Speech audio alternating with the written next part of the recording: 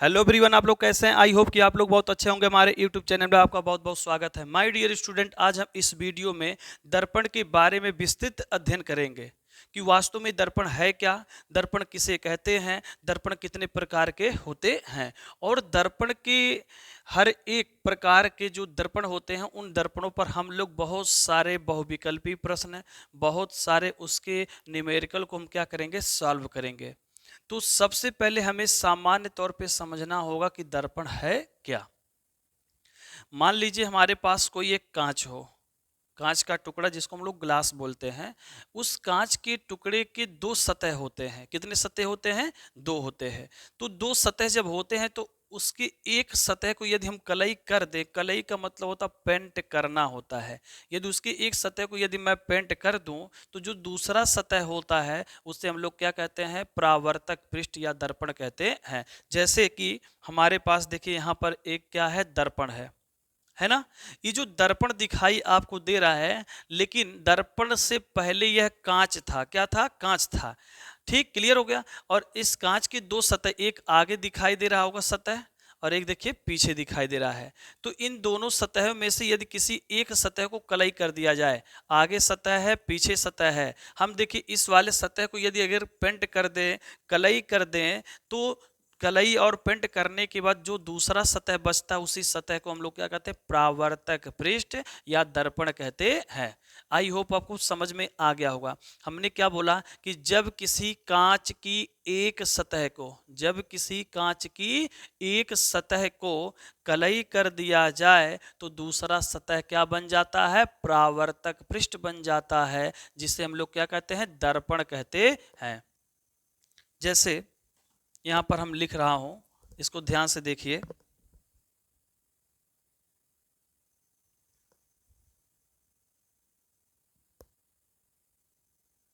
देखिए, हो गया ना। जब कांच की एक सतह को पेंट या कलई कर दिया जाता है तो दूसरा सतह परावर्तक पृष्ठ बन जाता है और परावर्तक पृष्ठ को ही क्या कहते हैं, दर्पण कहते हैं। ठीक, क्लियर हो गया ना। तो हमने दर्पण के बारे में समझ गया। अब चलिए थोड़ा सा इसका फिगर बना के समझते हैं कि देखिए कैसे। ये मान लीजिए मेरे पास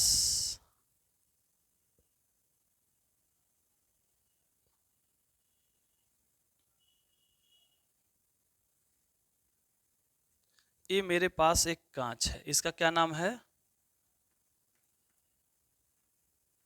कांच। क्लियर हो गया। अब कांच की कितने सतह मैंने बोला, दो सतह बोला, एक आगे एक पीछे। अगर मेरे पास हो तो अगर ऐसे मैं दिखाऊं तो आपका सामने वाला एक आगे हो जाएगा, मेरे वाला पीछे। तो आगे पीछे दो सतह हुआ। तो आगे वाले सतह को आप पेंट करेंगे तो पीछे वाला परावर्तक पृष्ठ बनेगा, पीछे वाला पेंट करेंगे तो आगे वाला परावर्तक पृष्ठ बनेगा। सेम कंडीशन इसमें भी है। अब देखिए, पेंट को मतलब फिजिक्स में हम लोग पेंट नहीं करते हैं, बस कलई को ऐसे दर्शा दिया जाता है, ऐसे। क्लियर हो गया ना। अब एक कलई बोलो या पेंट बोल दो। और ये पेंट किस कलर का होता है आपको बता दें, ये होता है लाल ऑक्साइड। कैसा ऑक्साइड बोले हैं, लाल ऑक्साइड। पूछा जाए दर्पण में जो कलई किया जाता है, जो पेंट किया जाता है सतह को, वो क्या होता है, वो कहेंगे आप लाल ऑक्साइड कहेंगे। ठीक, क्लियर हो गया। ये लाल ऑक्साइड का ये पेंट कर दिया गया, कलई कर दिया गया। अब जैसे कलई करेंगे तो जो दूसरा सतह बच रहा है वो दूसरे वाले सतह को हम क्या बोलेंगे, परावर्तक, परावर्तक पृष्ठ कहेंगे। और इसी परावर्तक पृष्ठ को हम लोग क्या कह देंगे, दर्पण। क्या कहेंगे, दर्पण। ठीक, क्लियर समझ में आया कि नहीं आया। अब ये हो गया आपका दर्पण हो गया। ठीक, अब दर्पण के प्रकार पे चलते हैं। क्या चलेंगे, दर्पण के प्रकार। अब दर्पण के कितने प्रकार होते हैं ये अच्छे तरह से आपको समझना है, ध्यान से देखिएगा। वैसे कुछ सामान्य तौर पे दर्पण का जो प्रकार है वो आपकी बुकों में दो प्रकार का दिया है, लेकिन मैं आपको तीन प्रकार का बताऊंगा। कितने प्रकार का, तीन प्रकार का। दर्पण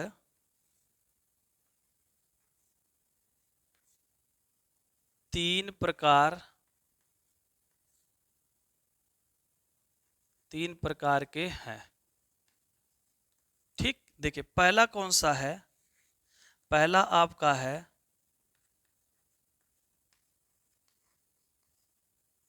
समतल दर्पण, ठीक, समतल दर्पण हो गया। दूसरा नंबर आपका है गोलीय दर्पण। कैसा दर्पण है? गोली दर्पण है। और तीसरा नंबर आपका जो है वो है परवलयाकार दर्पण है। ठीक, समझ में आ गया ना? तो दर्पण तीन प्रकार के हैं, समतल दर्पण, गोलीय दर्पण और क्या है, परवलयाकार दर्पण है। तो अब हमें सबसे पहले समझना है कि समतल दर्पण क्या होता है। गोली दर्पण आपके दो प्रकार के होते हैं, आप ऐसे बना सकते हैं। कितने प्रकार के? दो प्रकार के। एक आपका होता है उत्तल दर्पण और एक होता है आपका अवतल दर्पण होता है। ठीक, क्लियर हो गया? उत्तल दर्पण और क्या है, अवतल दर्पण है। इसको प्लेन मिरर बोलेंगे, इसको स्फेरिकल मिरर बोलेंगे। इसको आपको उत्तल और अवतल का जो है, तो उत्तल दर्पण और अवतल दर्पण को बोलेंगे हम लोग यानी कॉन्वेक्स इसको बोलते हैं, उत्तल दर्पण को कॉनकेव इसको बोलते हैं। जब मैं इसके बारे में स्पेशल बताऊंगा तो मैं वहां पर इंग्लिश आपका लिख दूंगा, ठीक, कोई दिक्कत नहीं। तो इन तीनों दर्पणों में देखिए, समतल दर्पण है, गोली दर्पण है, परवलयाकार दर्पण है। परवलयाकार दर्पण एक नया दर्पण आपको दिखाई दे रहा होगा, जो अंडाकार के रूप में ऐसे होता है, ऐसे होता है। और इसी को यदि मैं ऐसे पार्टीशन में काट दूं तो यहाँ जो कलई कर दिया जा रहा है, एक कैसा दर्पण दिखाई दे रहा है आपको? एक परवलयाकार दर्पण है। जब हम इस टॉपिक पर आएंगे तब आपका विस्तृत अध्ययन की जानकारी देंगे। ठीक, क्लियर हो गया? तो इसमें से इन तीनों दर्पणों में से सबसे पहले मुझे कौन सा समझना है? समतल दर्पण समझना है। ठीक, इतना अगर शॉर्ट स्क्रीन लेना तो ले सकते हैं। मैं आगे चलता हूँ समतल दर्पण पर, क्योंकि मैं इसको फिनिश भी करूंगा। अब ले लिए शॉर्ट स्क्रीन?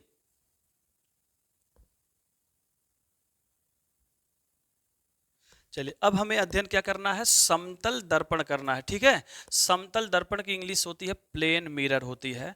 और समतल दर्पण केवल कहने के लिए होता है कि एक छोटा सा टॉपिक है, लेकिन नहीं, अगर इसका विस्तृत जानकारी करेंगे ना तो बहुत सारे इसके प्रश्न बनेंगे।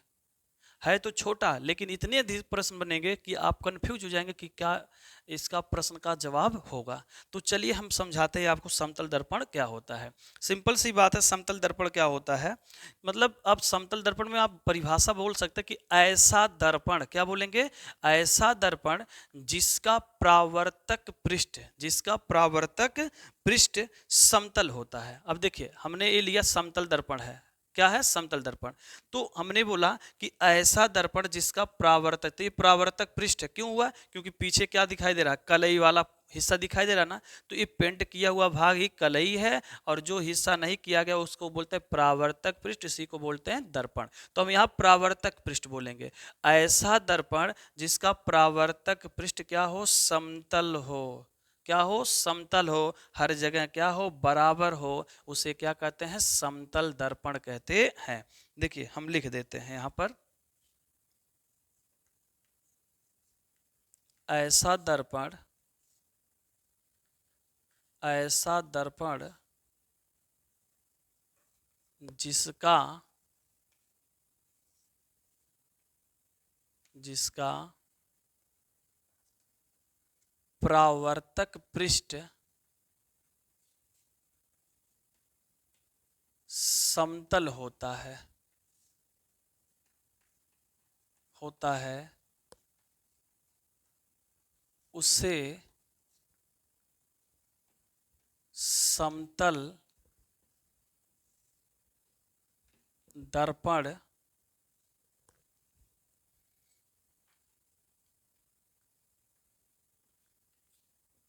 कहते हैं। ठीक, क्लियर हो गया?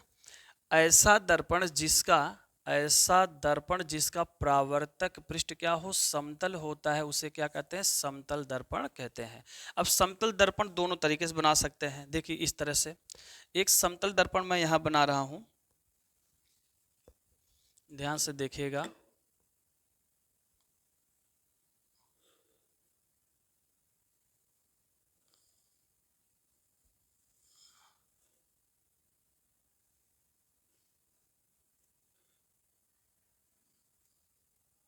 देखिए ये हमने बना दिया यहाँ पर अभी, ये अभी क्या है, कांच का टुकड़ा है, ठीक। लेकिन जब कलई करेंगे तब क्या बनेगा, ये समतल दर्पण बन जाएगा। क्या बन जाएगा, समतल दर्पण। ठीक, क्लियर हो गया। अब देखिए ये समतल दर्पण है, हमने क्या किया, यहाँ पर ऐसे पहले कांच रखा था, उसके बाद एक तरफ इसका कलई कर दिया, तुरंत क्या बन गया आपका, ये समतल दर्पण बन गया। ठीक, अब यहाँ नीचे मैं लिख सकता हूं समतल दर्पण। ठीक, क्लियर, समझ में आ गया, समतल दर्पण हो गया। अब समतल दर्पण बन गया तो इस तो पता है कि एक कलई किया हुआ भाग है या पेंट किया हुआ भाग है, तो ये जो इधर वाला पृष्ठ दिखाई दे रहा है यही आपका क्या है, समतल दर्पण है। क्या है, समतल दर्पण। अब ध्यान दीजिएगा, समतल दर्पण पर जो प्रकाश की किरणें गिरती है ना, तो प्रावर्तन होता है। क्या होता है, प्रावर्तन की घटना होती है। तो यहाँ पर ध्यान दीजिएगा कि जब प्रकाश की किरण इस प्रकार गिरेगी, इस पर गिरी ना, तो निश्चित है कि जब प्रकाश की किरण आपतित हुई है समतल दर्पण पर, तो यहां से टकराकर उसी माध्यम में क्या होती है, लौट जाती है। ये लौट गई। ठीक, क्लियर हो गया। जब लौट गई तो इसको बोलते हैं हम लोग आपतित। क्या बोलते हैं, आपतित किरण। चलिए समझ जाएंगे, आपतित किरण है। और जब ये वापस लौट के उसी माध्यम में जा रहे तो इसका नाम हो गया परावर्तित। क्या हो गया, परावर्तित किरण हो गया। ठीक, क्लियर, समझ में आ रहा है। उसके बाद जिस बिंदु पर गिरी है इसी बिंदु का नाम होता है आपतन बिंदु। कौन सा बिंदु होता है, आपतन बिंदु। आपतन बिंदु हो गया। क्लियर। और आपतन बिंदु से खींची गई लंब रूप रेखा को, आपतन बिंदु से खींची गई लंब रूप रेखा को हम लोग कहते हैं अभिलंब। क्या कहते हैं, अभिलंब। अभिलंब। ठीक, अभिलंब को दर्शाया जाता है ईएन से। यहां तक तो समझ में आपको आ गया। ठीक, लेकिन हमने बताया था कि यहां पर जो आपतित किरण और अभिलंब है इसके बीच में कोण क्या होता है, आई होता है, और अभिलंब और परावर्तित किरण के बीच में क्या होता है, आर होता है। तो यहां पर प्रकाश का परावर्तन की घटना हुआ कि नहीं हुआ, हुआ ना। क्यों हुआ, क्योंकि मैंने बोला था कि प्रकाश के परावर्तन की घटना में कि जब प्रकाश की किरण किसी चिकने सतह पर या पालिशदार या समतल तल पर गिरती है तो टकराने के बाद उसका अधिकांश भाग उसी माध्यम से क्या होती है, वापस चली जाती है। तो ऐसे घटना को हम क्या बोलते हैं, प्रकाश का परावर्तन बोलते हैं। तो इससे स्पष्ट होता है कि समतल दर्पण पर ही प्रकाश का परावर्तन होता है। किस पर होता है, समतल दर्पण पर प्रकाश का परावर्तन होता है। तो समझ में आपको आ गया कि समतल दर्पण है। अच्छा, समतल दर्पण आप ऐसे भी बना सकते हैं, ऐसे। ये बन गया आपका कौन सा दर्पण, समतल दर्पण बन गया। ये हो गया परावर्तक पृष्ठ। ठीक, क्लियर हो गया। अब परावर्तक पृष्ठ हुआ, यहां पर यम1 हो गया, यहां पर क्या हो गया, यम2 हो गया। ठीक, क्लियर हो गया। अब यहां पर भी वही चीज है कि अगर प्रकाश की किरण ऐसे आपतित होती है समतल दर्पण पर या चिकने या पालिशदार तल पर, तो टकराकर फिर क्या होता है, उसी माध्यम में ऐसे वापस हो जाती है। क्लियर, मतलब जैसे आया और टकराया, टकरा के फिर क्या होगा, उसी माध्यम से क्या होती है, वापस चली जाती है। और इसी बिंदु से एक अभिलंब ऐसे खींच देते हैं लंब रूप रेखा में, जिसको यन से दर्शा देते हैं। तो सेम घटना हो रहा है कि नहीं हो रहा है। तो आप समतल दर्पण को चाहे आप क्षैतिज में रखो, ये किस अवस्था में है, क्षैतिज में है, और या तो आप ऐसे ऊर्ध्वाधर रखिए, परावर्तन तो हो दोनों पे होगा। चाहे क्षैतिज अवस्था में रखिए तब भी प्रकाश का परावर्तन होगा, ऊर्ध्वाधर अवस्था में रखेंगे तब भी प्रकाश का परावर्तन होगा। ठीक, आई होप आपको यहां तक समझ में आ गया कि समतल दर्पण क्या होता है। तो समतल दर्पण आप अगर पेपर में बनाना चाहते हैं तो आप ऐसे भी बना दीजिए, नहीं तो नॉर्मल आप ऐसे खींच कर डायग्राम ऐसे कर दीजिए। एक कैसा दर्पण हो गया, ये आपका हो गया समतल दर्पण हो गया।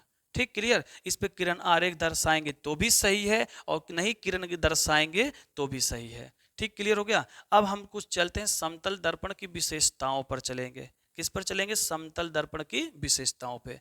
शॉर्ट स्क्रीन लेना तो ले सकते हैं फिगर का, क्योंकि फिर मैं फिगर मिटकाने जा रहा हूं।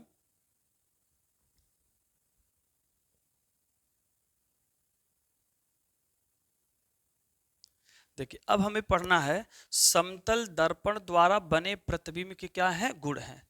क्या दिया? समतल दर्पण के द्वारा बने प्रतिबिंब के गुण। तो समतल दर्पण के द्वारा कह रहा बना प्रतिबिंब के गुण, तो एक शब्द आया कौन सा? प्रतिबिंब। क्या आया? प्रतिबिंब। तो मुझे इस हेडिंग के बारे में पढ़ने से पहले मुझे जानकारी लेना होगा किसके बारे में? प्रतिबिंब के बारे में लेना होगा कि वास्तव में प्रतिबिंब क्या होता है। प्रतिबिंब को सामान्य तौर पे हम लोग कह सकते हैं जैसे परछाई जिसको बोलते हैं। क्या बोलते हैं? परछाई।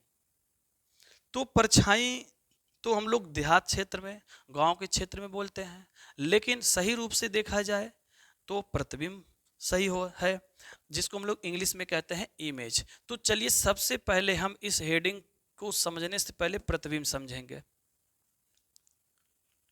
प्रतिबिंब, प्रतिबिंब जिसको इंग्लिश में कहा जाता है इमेज। इमेज क्या कहा जाता है? इमेज। अब प्रतिबिंब को अच्छी प्रकार से समझना होगा कि वास्तव में क्या है। इसका जो है दो डिफिनेशन मैं दूंगा, एक सामान्य डिफिनेशन दूंगा और एक जो किताबी परिभाषा उसको भी दूंगा। तो दोनों में से जो आपको अच्छा लगेगा उसी को आप लोग क्या करेंगे? याद करेंगे। ठीक, तो देखिए पहले तो मैं आपको बता दूं कि प्रतिबिंब, देखिए सबसे पहले क्या है कि सिंपल जानिए, अपने ऊपर लेकर देखिएगा तो परिभाषा आ जाएगा। क्योंकि आप देखिए जब सुबह आप उठते होंगे तो उठने के बाद जब फ्रेश होते हैं या कोई व्यक्ति ऑफिस में जाता है, कोई भी बच्चा स्कूल जाता है, तो जाने से पहले अपने चेहरे को शीशे में क्या करता है? देखता है। दर्पण में क्या करता है? देखता है। लेकिन वो कौन सा दर्पण यूज करता है? समतल दर्पण का यूज करता है। जब समतल दर्पण यूज करेगा तो उस दर्पण में उसका चेहरा दिखाई देगा। वही जो चेहरा उसका दर्पण में दिखाई दे रहा है वही उसका प्रतिबिंब है। क्या है? प्रतिबिंब है। देखिए जैसे शीशा में लिया हूं ना, अब इसमें देखिए तो मेरा चेहरा दिखाई दे रहा है, दिखाई दे रहा है ना। तो ये जो मेरा चेहरा इस शीशे में दिखाई दे रहा है, यही आकृति ही क्या कहलाएगी? प्रतिबिंब कहलाएगी। और इसी के आधार पर हम परिभाषा बनाएंगे। सिंपल सी बात है, ध्यान दीजिएगा। जब हम किसी दर्पण के सामने वस्तु को रखते हैं, ध्यान दीजिएगा, जब हम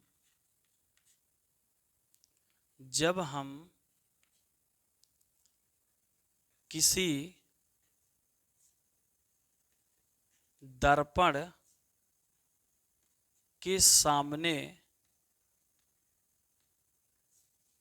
जब हम किसी दर्पण के सामने वस्तु रखते हैं तो दर्पण में जो आकृति दिखाई देती है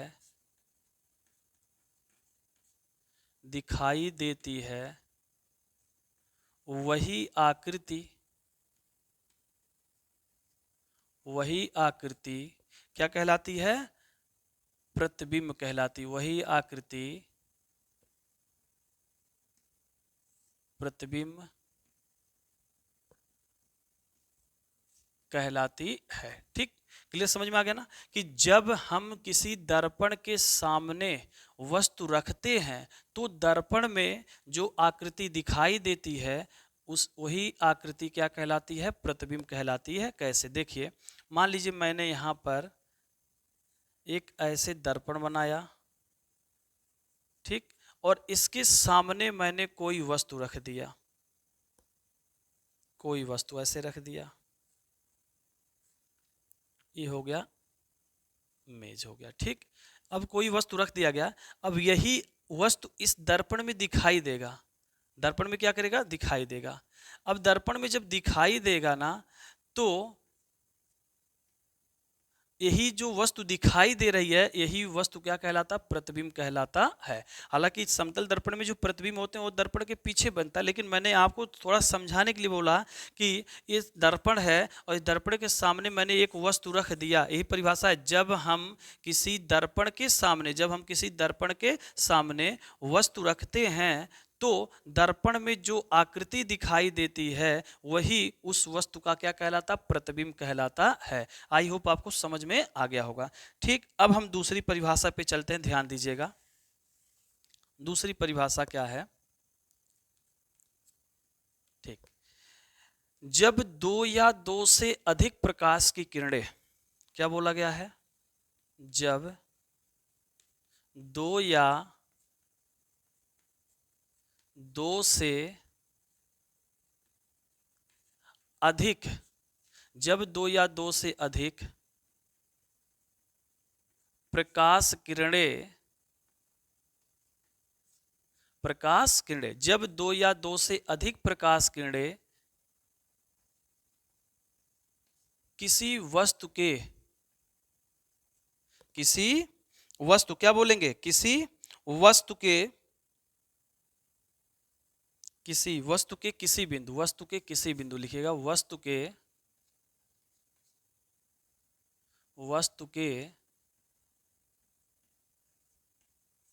किसी बिंदु से चलने, वस्तु के किसी बिंदु से चलने वाली, वस्तु के किसी बिंदु से क्या कहा जा रहा है? चलने वाली प्रकाश किरणें परावर्तन के पश्चात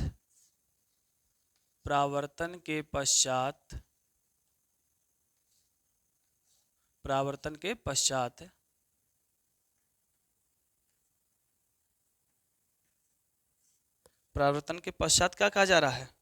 दूसरे बिंदु, यानी परावर्तन के पश्चात किसी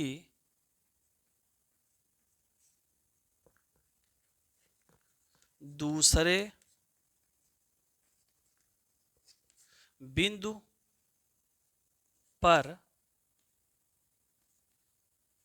मिलती या मिलती हुई प्रतीत होती है।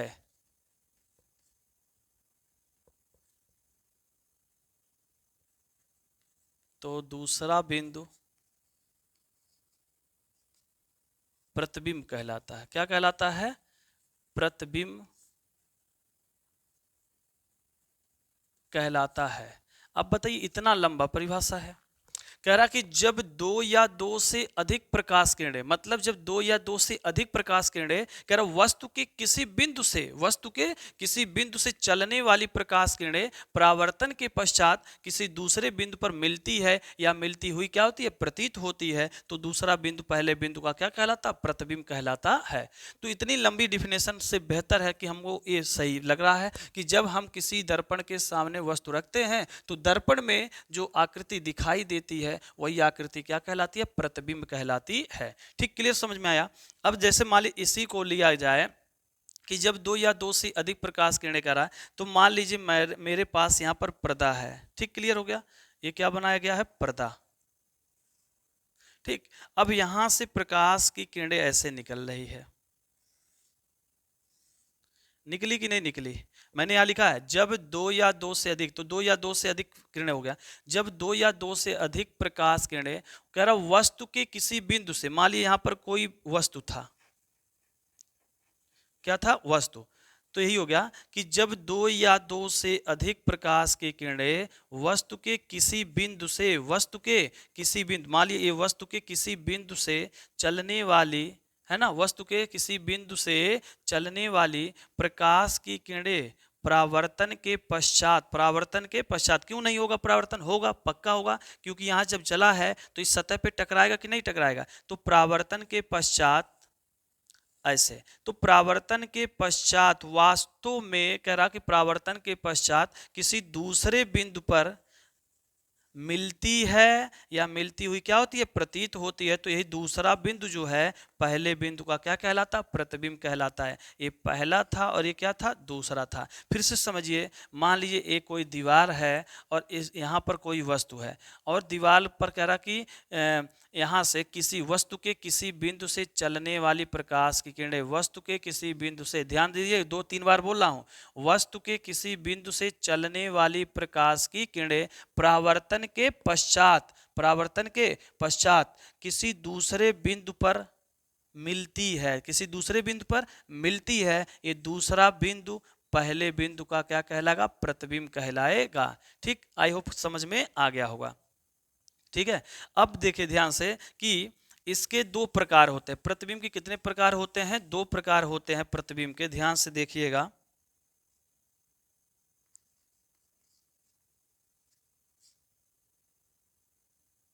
दूसरा बिंदु है, ठीक ठीक। प्रतिबिंब कितने प्रकार के होते हैं? 2 प्रकार के होते हैं, 2 प्रकार के होते हैं, 2 प्रकार। पहला होता है आपका वास्तविक।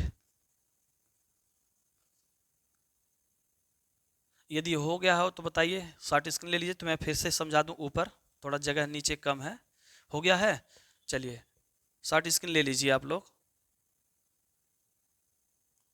देखिए अब हम प्रतिबिंब के प्रकार पढ़ेंगे। प्रतिबिंब कितने प्रकार के होते हैं? 2 प्रकार के होते हैं। पहला होता है वास्तविक प्रतिबिंब, दूसरा होता है आभासी प्रतिबिंब। ठीक, अब वास्तविक प्रतिबिंब क्या होता है? सिंपल है, वही डिफिनेशन बोलेंगे। ठीक है, वही डिफिनेशन का मतलब बोलेंगे कि 2 या 2 से अधिक प्रकाश की किरणें, फिर से सुनिएगा, 2 या 2 से अधिक प्रकाश की किरणें वस्तु के किसी बिंदु से, वस्तु के किसी बिंदु से चलने वाली प्रकाश की किरणें परावर्तन के पश्चात, परावर्तन के पश्चात वास्तव में, यहां जोड़ा जाएगा, वास्तव में दूसरे बिंदु पर मिलती है। तो दूसरा बिंदु पहले बिंदु का वास्तविक प्रतिबिंब कहलाता है। एक बार फाइनल बोलता हूं, जब 2 या 2 से अधिक प्रकाश की किरणें वस्तु के किसी बिंदु से चलने वाली प्रकाश की किरणें परावर्तन के पश्चात दूसरे बिंदु पर वास्तव में मिलती है, तो दूसरा बिंदु पहले बिंदु का वास्तविक प्रतिबिंब कहलाता है। ठीक, क्लियर हो गया? जैसे मैंने यहां बोला, ठीक, अब यहां पर ये प्रकाश की किरणें ऐसे गई। ठीक, यहां से ये पहला बिंदु था। कैसा बिंदु है? पहला बिंदु लिख दिया हूं। ठीक, अब यहां से वस्तु है और वस्तु के वस्तु के किसी बिंदु से चलने वाली प्रकाश की किरणें, ठीक, परावर्तन के पश्चात वास्तव में दूसरे बिंदु पर मिली है, वास्तव में दूसरे बिंदु पर मिली है। ये दूसरा वाला जो बिंदु है, ये पहले बिंदु का क्या कहलाएगा? वास्तविक प्रतिबिंब कहलाएगा। और वास्तविक प्रतिबिंब को पर्दे पर प्राप्त किया जा सकता है। ध्यान दीजिएगा, किस पर? वास्तविक प्रतिबिंब को पर्दे पर प्राप्त किया जा सकता है। ठीक, क्लियर? इसी प्रकार आभासी के बारे में बोलेंगे हम लोग कि जब 2 या 2 से अधिक प्रकाश की किरणें वस्तु के किसी बिंदु से चलने वाली प्रकाश की किरणें परावर्तन के पश्चात, परावर्तन के पश्चात कह रहा है कि दूसरे बिंदु पर आती हुई क्या होती है? प्रतीत होती है। आती हुई क्या होती है? प्रतीत होती है। तो वह दूसरा बिंदु पहले बिंदु का क्या कहलाता है? आभासी प्रतिबिंब कहलाता है। और आभासी प्रतिबिंब को कहा जा रहा है कि पर्दा पर प्राप्त नहीं किया जा सकता है। ठीक, क्लियर हो गया? बल्कि इसे फोटो लिया जा सकता, बल्कि इसका क्या ले सकते हैं? फोटो ले सकते हैं। ध्यान दीजिएगा, वास्तविक प्रतिबिंब को पर्दे पर प्राप्त किया जा सकता है, परंतु आभासी प्रतिबिंब को पर्दे पर प्राप्त नहीं किया जा सकता, बल्कि क्या लिया जा सकता? फोटो लिया जा सकता है। तो आई होप हमको ये सब चीजें जो है समझे होंगे, आप लोग अच्छे प्रकार से समझ गए होंगे। ठीक है ना, कोई प्रॉब्लम नहीं है। चलिए अब आपको समझ में आएगा कि समतल दर्पण के द्वारा जो प्रतिबिंब बन रहा है, उस प्रतिबिंब की क्या क्या विशेषताएं हैं, क्या क्या गुण हैं। ठीक, चलिए अब हमें पढ़ना है समतल दर्पण द्वारा बने प्रतिबिंब के क्या है गुण है। कम से कम आपको 5 से 6 गुण बताएंगे और 5 से 6 गुण में बहुत सारे आपके बहुविकल्पी बहुत सारे न्यूमेरिकल आ जाएंगे। ठीक, तो आपको एक एक गुण को बहुत अच्छे तरीके से क्या करना है, समझना है। ठीक, पहला पॉइंट है कि समतल, पहला गुण ध्यान से सुनिएगा, समतल दर्पण के द्वारा बना जो प्रतिबिंब होता है वो होता है सीधा और क्या होता है, आभासी।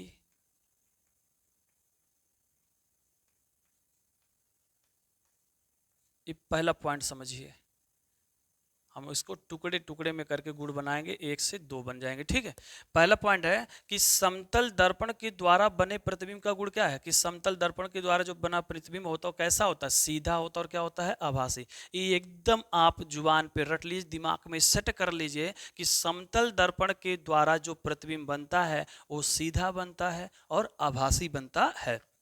जैसे कि मेरे सामने ये समतल दर्पण है, कौन सा दर्पण है, समतल दर्पण है, और समतल दर्पण में कह रहा है कि समतल दर्पण के द्वारा जो प्रतिबिंब बनता है वो क्या बनता है, सीधा बनता है। देखिए सीधा मैं देख रहा हूं, सीधा ही बना है ना, और आभासी बना है, क्या बना है, आभासी। आइए देखिए कैसे, अब इसको मैं समझाने जा रहा हूं, आराम से समझिएगा। मान लीजिए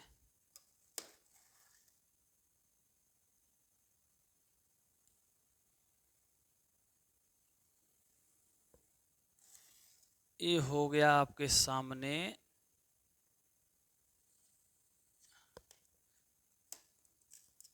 ध्यान दीजिएगा,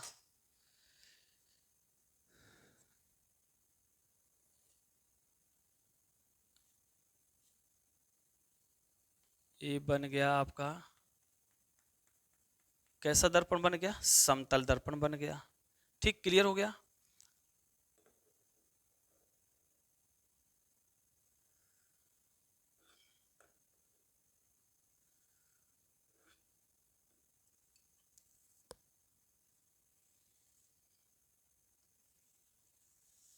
लीजिए ध्यान से बस देखिएगा आप लोग कि इस चीज को मैं कैसे समझा रहा हूं।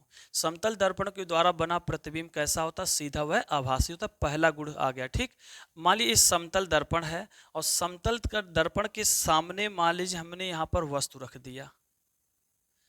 देखिए फिजिक्स में वस्तु को ऐसे दर्शाया जाता है। ठीक है, वस्तु का मतलब कोई दूसरा वस्तु नहीं दर्शा दीजिए, जो आपके घर पे तमाम प्रकार की वस्तुएं हैं उस वस्तु को नहीं समझिएगा। फिजिक्स में वस्तु का मतलब समझिएगा कि हमें ऐसे एरो दर्शाना है। ठीक, क्लियर हो गया। अब इसका नाम यहाँ पर ए रख दीजिए और इसका नाम क्या रख दीजिए, बी रख दीजिए, कोई प्रॉब्लम किसी को नहीं है। अब जहाँ पर समतल दर्पण के सामने यह वस्तु रखा गया है, अब इस वस्तु का जो प्रतिबिंब है मुझे देखना कि सीधा और आभासी हो रहा है कि नहीं हो रहा है। ठीक, अब देखिएगा इसके शीर्ष से प्रकाश की किरणें निकलेगी, निकली कि नहीं निकली, इसके शीर्ष से जो है प्रकाश की किरण निकली। ठीक, अब यहां से टकरा के ऐसे हो गया, इसका एरो इधर हो गया।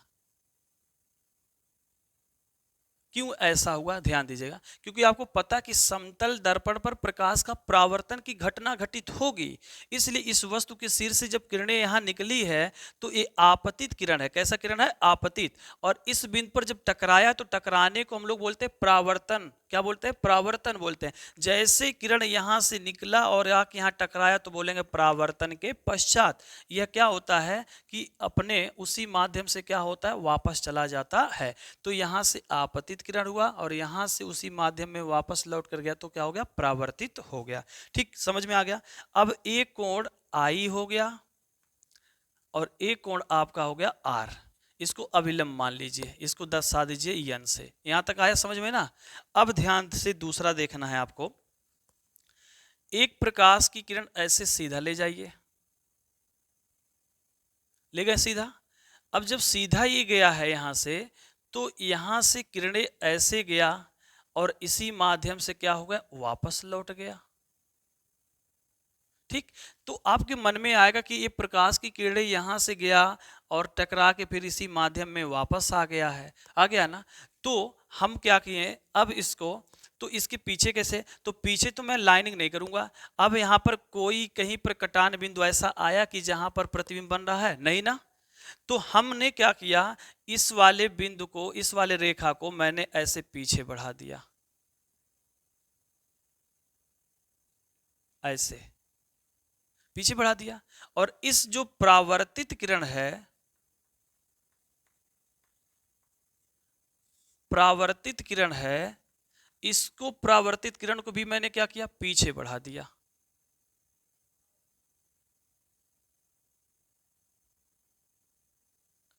इस परावर्तित किरण को भी मैंने क्या किया, देखिए पीछे बढ़ा दिया। अब ये दोनों परावर्तित किरणें देखिए पीछे जब मैंने बढ़ाया तो ये देखिए ध्यान से, यहां पर कटा कि नहीं कटा, कटा ना।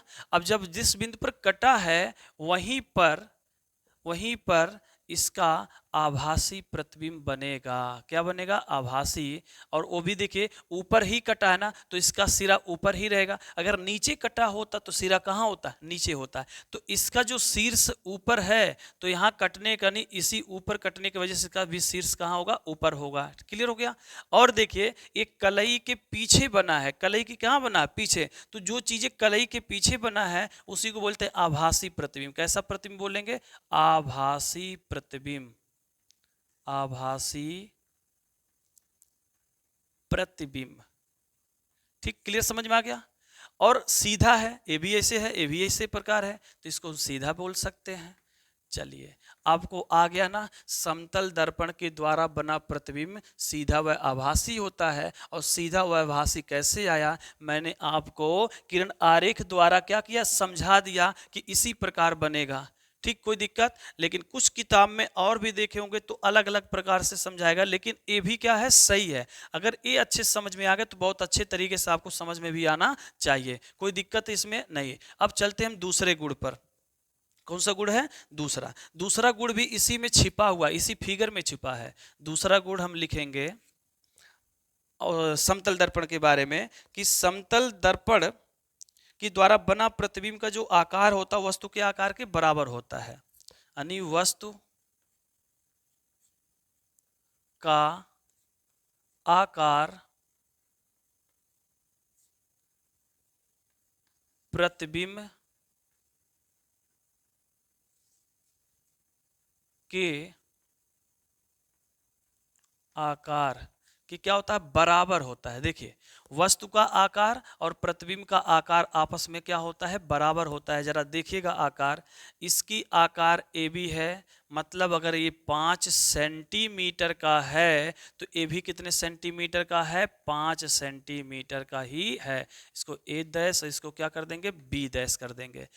ठीक है। अब यहां पर दूसरा गुण हो गया कि वस्तु का आकार, यानी समतल दर्पण में जितना लंबाई का वस्तु होता है उतने ही लंबाई का क्या बनता है, प्रतिबिंब बनता है। तो वस्तु का आकार प्रतिबिंब के आकार के क्या होता है, बराबर होता है। गुण दूसरा भी समझ में आया कि नहीं आया। पहला गुण था कि समतल दर्पण के द्वारा बना प्रतिबिंब सीधा वह क्या होता है, आभासी होता है, जैसा कि मैंने चित्र में समझाया। दूसरा है कि समतल दर्पण में वस्तु का आकार और प्रतिबिंब का आकार आपस में क्या होता है, बराबर होता है। ठीक। तीसरा गुण समझिए इसमें कि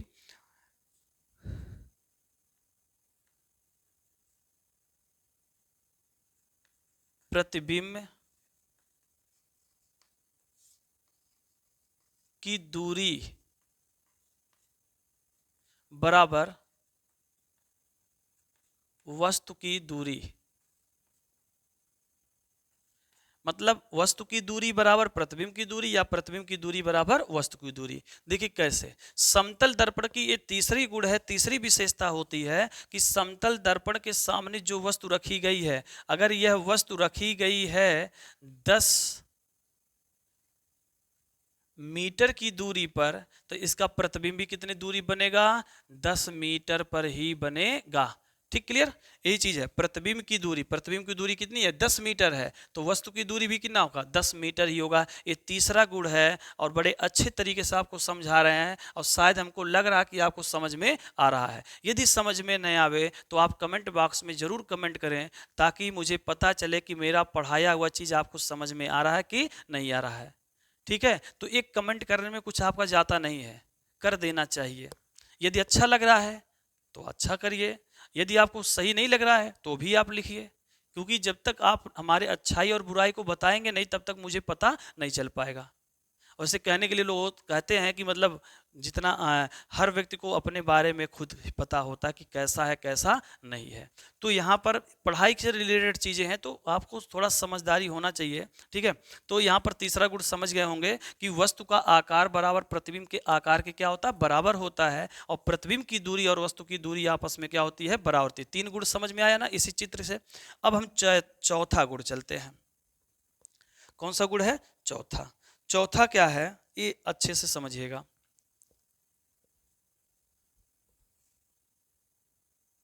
देखिए चौथा गुण है वस्तु का पूरा प्रतिबिंब प्राप्त करने के लिए दर्पण की लंबाई वस्तु की लंबाई की आधी होनी चाहिए। इसको बस जो स्टेटमेंट दिया बस ऐसे देख लीजिए, सुन लीजिए, समझ लीजिए, लेकिन हम जो बताने जा रहे हैं इसको समझिए। अगर मान लीजिए मेरी लंबाई 6 फुट की है, मेरी लंबाई कितनी फुट की है? 6 फुट की है, और मुझे समतल दर्पण में पूरा प्रतिबिंब अपना देखना है, 6 के 6 फुट देखना है, तो मेरी लंबाई का आधा दर्पण होना चाहिए। मतलब 6 फुट का मैं हूं तो समतल दर्पण कितने लंबाई का होना चाहिए? 3 फुट का होना चाहिए, तब मैं 3 फुट के दर्पण में मेरी पूरी प्रतिबिंब दिखाई देगी। वही चीज मैं यहाँ लिखा हूं कि वस्तु का पूरा प्रतिबिंब प्राप्त करने के लिए दर्पण की लंबाई वस्तु की लंबाई की क्या होनी चाहिए? आधी होनी चाहिए। अगर मान लीजिए मैंने बोला 6 फुट का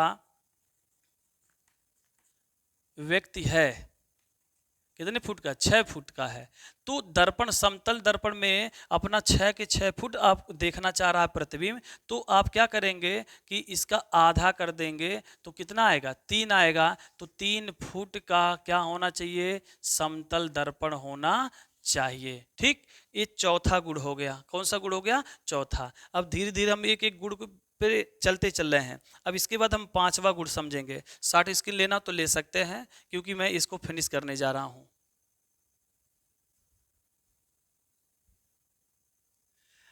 समतल दर्पण द्वारा बने प्रतिबिंब के गुण कौन सा? पांचवा नंबर। पांचवा कहता है कि समतल दर्पण में पार्श्व उत्क्रमण होता है। पार्श्व उत्क्रमण होता है। क्या लिखा गया? पार्श्व उत्क्रमण लिखा गया है। पार्श्व उत्क्रमण होता है समतल दर्पण में, पार्श्व उत्क्रमण। अब पार्श्व उत्क्रमण का मतलब समझिए, अगर आप समतल दर्पण के सामने ऐसे खड़े होते हैं, किसके सामने? समतल दर्पण के सामने। यदि समतल दर्पण के सामने कोई व्यक्ति खड़ा हो जाता है,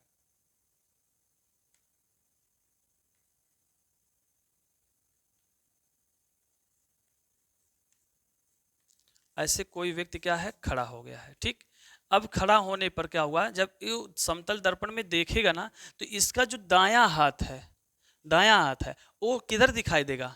बाएं की तरफ दिखाई देगा। और बायां सिरा किधर दिखाई देगा? दाएं सिरा पे दिखाई देगा। उसी को बोलते हैं पार्श्व उत्क्रमण। क्या बोलते हैं? पार्श्व उत्क्रमण। शायद आपको समझ में आ गया। मैंने बोला कि वस्तु का बायां सिरा दाईं ओर और दायां सिरा बाईं ओर दिखाई देगा, उसी को बोलते हैं कौन सा? पार्श्व उत्क्रमण बोलेंगे। जैसे अगर ऐसा नहीं समझ में आ रहा है तो आप कभी समतल दर्पण के सामने खड़ा होइएगा, तो ये जो हाथ उठाएंगे ना, तो आपका इस साइड में दिखाई देगा, और ये हाथ उठाएंगे तो इस साइड में दिखाई देगा। और सबसे अच्छा एग्जाम्पल है कि ये आपके घर में जो माँ है, दीदी हैं, तो वो कान में जो कील पहनती हैं, तो जैसे ही समतल दर्पण के सामने खड़ी होंगी तो उनकी कील जो है इस साइड से होके इस साइड में दिखाई देगा।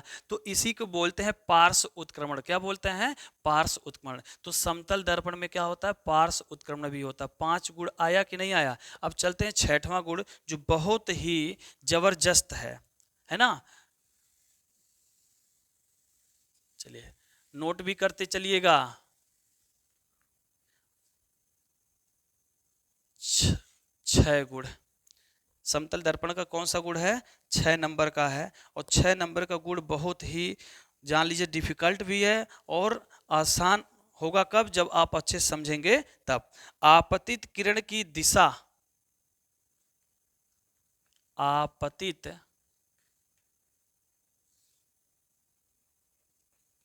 किरण की दिशा, आपतित किरण की दिशा नियत रखते हुए, नियत रखते हुए, नियत रखते हुए दर्पण को, दर्पण को थीटा कोण, कैसा कोण? थीटा कोण, थीटा कोण से घुमाने पर, थीटा कोण से घुमाने पर, ठीक क्लियर हो गया? घुमाने पर परावर्तित किरण, परावर्तित किरण टू थीटा से घूम जाती है, घूम जाती है। ये हो गया समतल दर्पण के द्वारा बने प्रतिबिंब का कौन सा गुण है? 6वां गुण है। और 6वां गुण आपसे कह रहा कि आपतित किरण की दिशा नियत रखते हुए, मतलब जो आपतित किरण है उसकी दिशा क्या होना चाहिए? नियत होना चाहिए, निश्चित होना चाहिए। मतलब वह यथा स्थान पर ऐसे बना रहे, वह हिले डोले ना, उसी को बोलते हैं नियत। नियत रखते हुए कह रहा दर्पण को थीटा कोण, यानी दर्पण को थीटा कोण घुमाने पर, मतलब जो दर्पण ही है उसी को घुमा देना है। और जब थीटा कोण पे घुमाएंगे तो परावर्तित किरण कितने? 2 थीटा से क्या होती है? घूम जाती है। तो ये तो केवल कहने के लिए हुआ कि बस कि लिखा हुआ है और टीचर ने क्या किया? समझा दिया कि बस हो गया कि आपतित किरण यदि नियत है तो वह थीटा कोण पे, दर्पण को अगर थीटा कोण पे घुमा दें तो परावर्तित किरण कितना हो जाता है? 2 थीटा हो जाता है। तो एक कंपटीशन के लिए है। किसके लिए है? कंपटीशन के लिए है कि अगर मान लीजिए कंपटीशन में से पूछ देता कि आपतित किरण नियत हो और दर्पण को थीटा कोण पे घुमा दिया जाए तो परावर्तित किरण कितने अंश का कोण बनाएगा? तो सिंपल बोलेंगे 2 थीटा पे घूमेगा। लेकिन हम अगर समझाएं तो फिगर से समझाएंगे। तो देखिए कैसे समझाते हैं, अच्छे से देखिएगा इसको।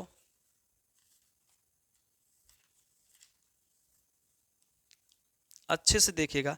अच्छा, इसका प्रश्न और भी तरीके से करता है, वो भी ध्यान दीजिएगा कि समतल दर्पण को घुमाने पर परावर्तित किरण का प्रभाव देखिए कैसे, या करके ऐसे मैं कर दे रहा हूं। समतल दर्पण को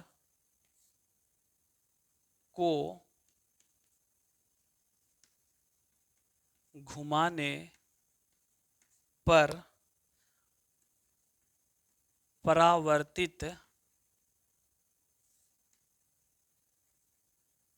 किरण पर प्रभाव। एक एक चीज आपको मैं बताऊंगा, ठीक है? आपका ये जो 6वां गुण है ये तो गुण में आ गया, लेकिन ये आपका प्रश्न है कि समतल दर्पण को घुमाने पर परावर्तित किरण पर प्रभाव बताइए, क्या प्रभाव पड़ेगा? यही है कि समतल दर्पण को थीटा कोण पे घुमाने पर परावर्तित किरण कितना हो जाता है? 2 थीटा से घूम जाती है। तो इस तरह से देखिए कैसे हम करते हैं, ध्यान दीजिएगा। सबसे पहले हम क्या करेंगे? एक समतल दर्पण बनाएंगे। क्या बनाएंगे? समतल दर्पण बनाएंगे। ध्यान से देखिएगा।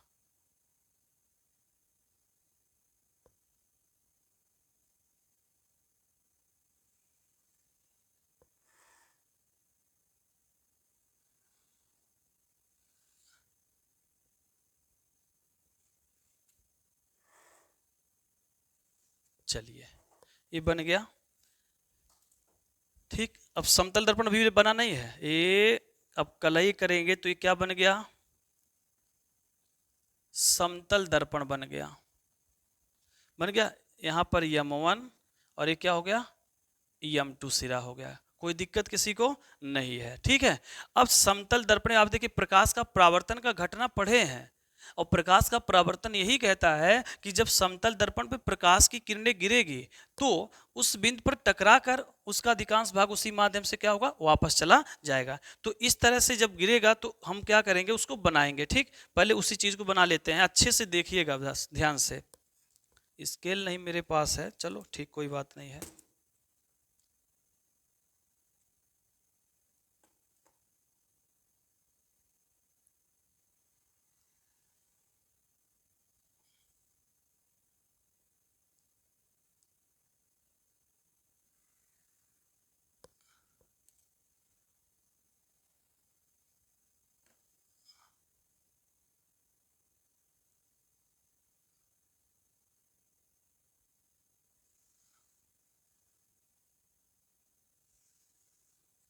चलिए, ये क्या बन गया आपका, ये प्रकाश के परावर्तन की घटना का क्या है, चित्र है। प्रकाश के परावर्तन की घटना का क्या है, चित्र है। तो ये जो किरण है, इस किरण को हम लोग दर्शाएंगे, ये हो गया परावर्तित किरण। ध्यान दीजिए, यहां लिखेंगे परावर्तित किरण, और इसको लिखेंगे आपतित किरण, और इसको लिखेंगे अभिलंब। बस ध्यान दीजिए, अभिलंब को दर्शाएंगे यन से। ठीक, अब जो अभिलंब है और जो आपतित किरण और परावर्तित किरण है, इसको हम पुराना लिख देते हैं। पुराना मतलब क्या, यहां पुराना लिख देते हैं, पुराना। इसको भी क्या लिखेंगे, पुराना। अभी क्यों समझ में आएगा पुराना क्यों हम लिख रहे हैं, पुराना। पुराना मतलब जाना है ना, पहले से जो है, इसको भी बोलेंगे पुराना। ठीक, कोई दिक्कत नहीं है। पुराना भी नाम निकल के कब आएगा, जब इसको मैंने घुमाया, यानी मैं इसको घुमाऊंगा तब। तो ये देखिए, ये जो दिखाई दे रहा है यही है कि समतल दर्पण को घुमाने पर, अभी समतल दर्पण यहाँ घुमाया नहीं गया है, अब हम समतल दर्पण को क्या करेंगे, घुमाएंगे। ये जो यम1 और यम2 है, इसको यम1 और यम2 है, चलो ठीक है, यम1 और यम2 जो है, इसी को अब हम घुमाएंगे। क्या करेंगे, घुमाएंगे। तो देखिए कैसे, अब यहां से हम एक ऐसे खींचते हैं,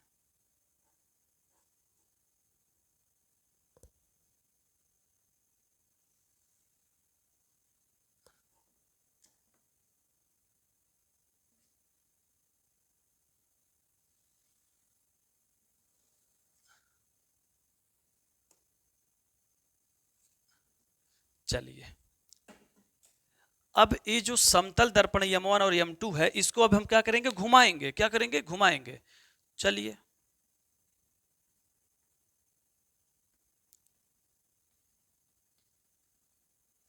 ठीक, ये जो पहले यम1 यम2 था, तो अब पुराना हो गया, अब ये क्या बन जाएगा, नया बन जाएगा। इसको यम रख लो और इसको क्या रख लो, सॉरी, यम1 यम2 एक ही है, चलो इसको भी यम1 यम2 मान लेते हैं, या यम3 और यम4 मान लेते हैं। स्पष्ट हो गया ना अब।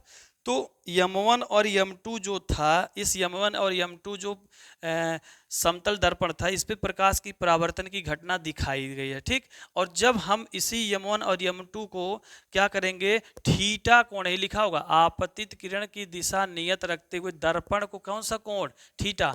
तो ये जो दर्पण है, इस दर्पण को हम क्या करेंगे, थीटा कोण पे क्या करेंगे, घुमाएंगे। तो थीटा कोण पे जब आप घुमाएंगे ना, तो घुमाने पर क्या हो रहा है, ध्यान दीजिएगा। तो घुमाने पर ये घूम गया, अब घुमाने पर एक इसका नया अभिलंब तैयार होगा। क्या तैयार होगा, नया अभिलंब। तो इसका अभिलंब कहाँ तैयार होगा, ये जो यम3 और यम4 है, इस समतल दर्पण है, तो इसका अभिलंब यहाँ तैयार होगा कि नहीं होगा। अच्छा, एक चीज है कि इसकी जो आपतित किरण है नियत है, तो आपके पुराने वाले समतल पर भी वही रहेगा और नए वाले समतल पर भी क्या रहेगा, वही रहेगा। क्यों, क्योंकि ये नियत है। क्या है, ये नियत है। ये आपतित किरण क्या है, नियत है। इसलिए नियत होने की वजह से पुराना यानी यम 1 और यम 2 का भी यही आपतित किरण होगा और यम 3 और यम 4 का भी यही होगा। तो यम 3 और यम 4 के हिसाब से ये जो आपका आपतित किरण है पुराना वाला, इसको 1 रख देते हैं, 1।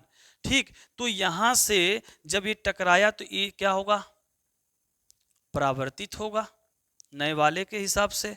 तो यहां पर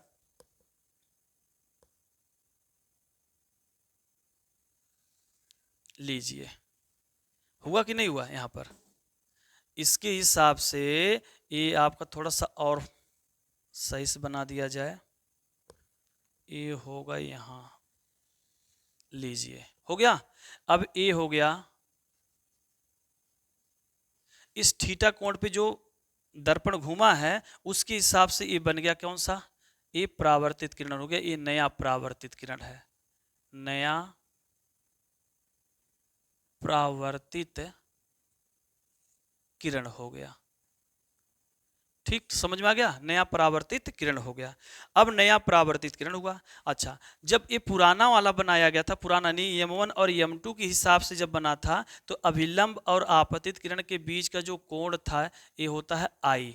ठीक, और ये होता है आर। तो मैं बोला आई बराबर आर, तो ये भी आई हो सकता कि नहीं हो सकता, आई हो सकता है। ठीक, क्लियर हो गया, यानी आई आई बराबर हो गया। ठीक, अब यहाँ पर हमें क्या करना है, जब ये जो आपका नया परावर्तित किरण निकला हुआ है, तो नया परावर्तित किरण निकलने के बाद ध्यान दीजिएगा यहाँ पर,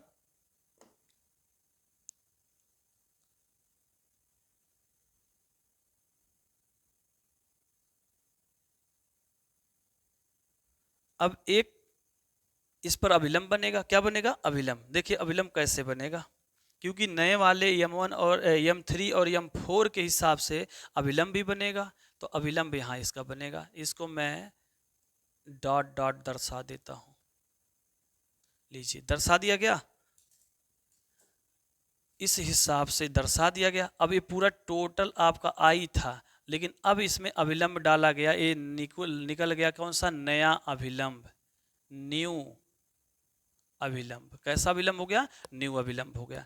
अब हमें इसमें दर्शाना है, समझना है कि कौन सा कोण कैसे है। चलो, जब ये नया अभिलंब आया है तो इसके हिसाब से आपका ये जो है ये थीटा कोण बना। कौन सा कोण बन गया, थीटा। ध्यान दीजिएगा, कौन सा कोण बना, ये थीटा बना।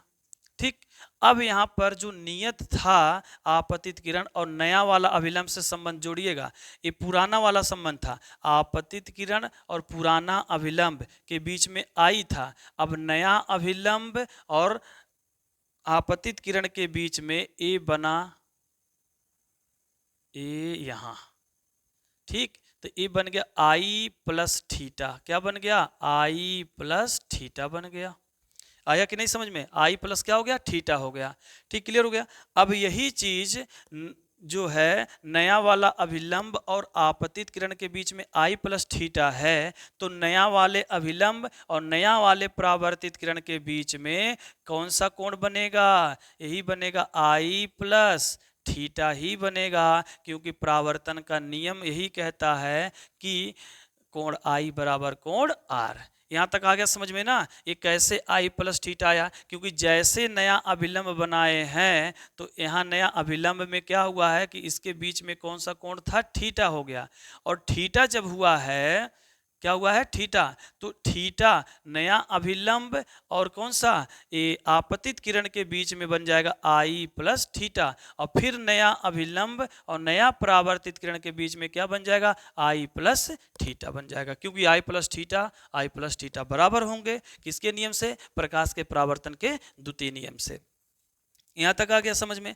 अब आपका ध्यान देना है कि ये पूरा टोटल, ध्यान दीजिए, ये पूरा टोटल आपका है आई।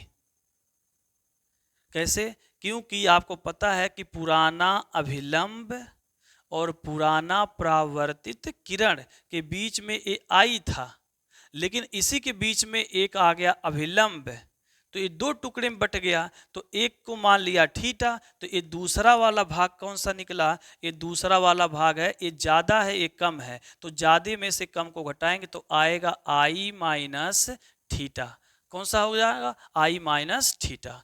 ठीक, यहां तक समझ में आ गया आपको, कोई दिक्कत नहीं है। अब हमें क्या करना है कि इस बिंदु से इस नए वाले अभिलंब और नए वाले परावर्तित किरण के बीच में आई प्लस थीटा है, लेकिन अब हमें निकालना किसका है? हमें निकालना है केवल, ध्यान दीजिए, हमें निकालना है केवल परावर्तित, पुराना परावर्तित और नया परावर्तित के बीच में कोण का मान निकालना है। इतने का कोण निकालना है, पुराना और किसका? नया। तभी हम समझ पाएंगे कि परावर्तित किरण कितने, परावर्तित किरण पे क्या प्रभाव पड़ेगा, यही निकालना। तो देखिए कैसे निकाला जा रहा है। परावर्तित किरण का घुमाव, परावर्तित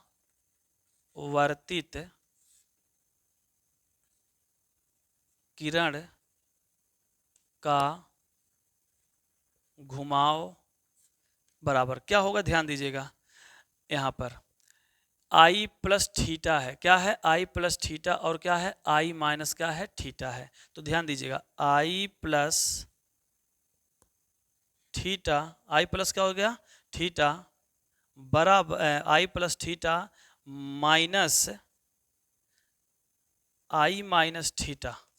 अब इसको तोड़ेंगे तो आई प्लस थीटा, ये ब्रैकेट के बाहर माइनस है तो माइनस रहेगा, आई माइनस माइनस बनेगा प्लस, तो माइनस आई और प्लस आई कैंसिल होगा, तो एक थीटा मिलके कितना आ गया?